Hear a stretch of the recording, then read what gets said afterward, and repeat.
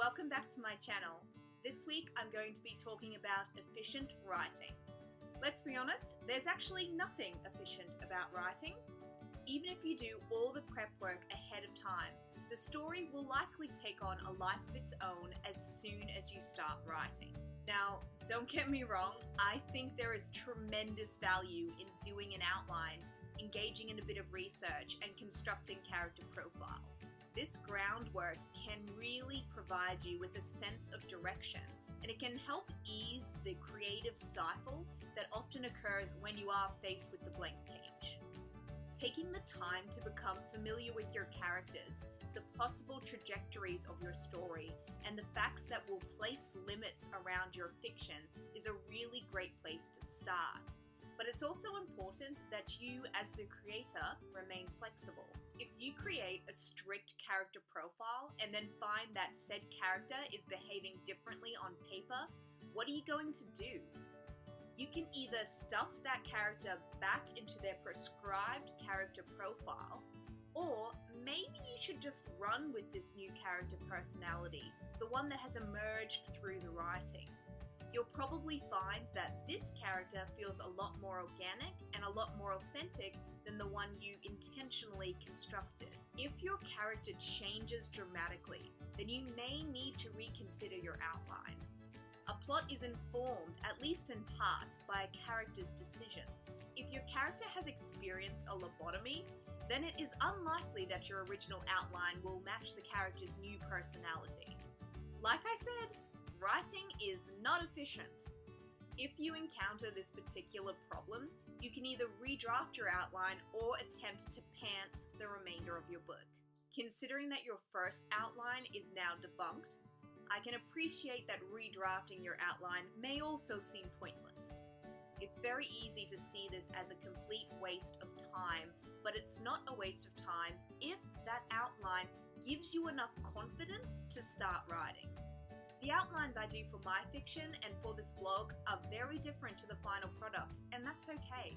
If an unfollowed outline assists me in the writing of a book, a short story, or a blog post, then I don't really care if these two documents look different. Of course, you can attempt to follow your original outline, even though it no longer feels lively or authentic. You may hate the idea of steering away from your outline, of letting your story take the lead. You can try and make your story fit into the prescribed outline. You can try to make your writing efficient, but what is the real cost?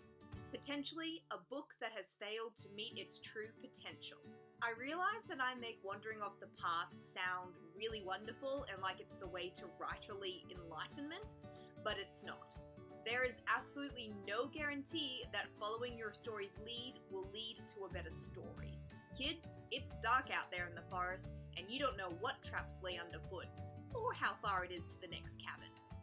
With luck, you may have a lantern to help you find your way, but if your story abandons you out there in the dark, it can be a long time until first light. The real question is, why are you so attached to the idea of being efficient? Is it because you don't want to waste any time? Because you only have so much time to dedicate to writing, and you hate the idea of wasting hours of your life on a story that may not work? Newsflash, writing is a waste of time.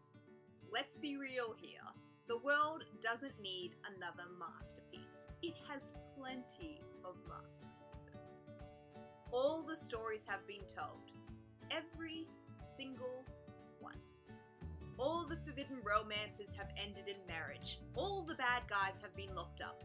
The planet was saved by a group of misfits, and that weedy kid that no one liked won the gold medal and became a legend. It's all been done. Feel better? Once you acknowledge that writing is kind of a waste of time, it's so much easier to waste time writing. If you give yourself the freedom to wander off the path, to get lost in the dark until you eventually stub your toe on a forgotten lantern, then you may wind up with a good book. And if you don't, that's okay too. The world will not end, and you probably learned something. If you cling to the idea that writing must be efficient, that success is measured by a story produced in the shortest amount of time possible, there's a reasonable chance that your work will be mediocre. I've written before about how the go-go mentality of today's world fails to support creative artists. Whether we consciously buy into these external pressures or not, the collective mentality that insists that everything be done now is clearly having an effect. In the end, you decide how you create your art. You can rush through the process, or you can take 5 years. You can write every day or binge when the mood strikes you. You can self-publish, or you can go traditional. The real question is, what happens after you type the end? Are you left with a piece of art that you're really proud of? Or has this whole experience been just something else you can strike off your to-do list? Well, that's all I've got for you this week, guys. I really hope you enjoyed this video. If you enjoyed the video, feel free to subscribe or give it a thumbs up. Know that you can always follow me on social media. All the links are below. And feel free to check out my website, taraeast.com. If you sign up for my weekly email updates, you'll receive a short story straight to your inbox. Thank you very much for watching, guys. I hope you've had a really great week, and I'll see you next time.